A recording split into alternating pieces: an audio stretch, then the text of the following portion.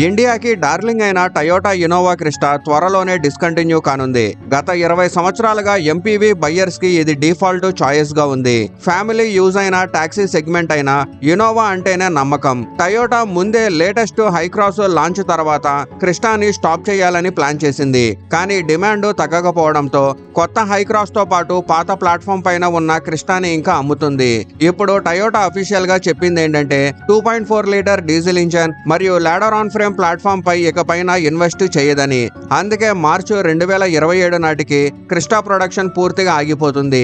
ఈ car success secret చాలా simple.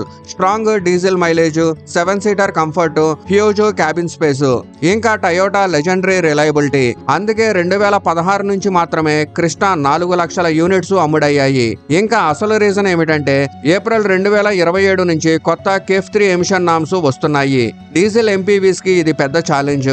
అందుకే టయోటా ఇప్పుడు ఇన్నోవా ఫ్యూచర్ ని హైబ్రిడ్ హైక్రాస్ మీద పెట్టింది. ఒక యుగం ముగియబోతుంది. ఇన్నోవా క్రిస్టా ఫేర్వెల్ టైము దగ్గర పడుతుంది.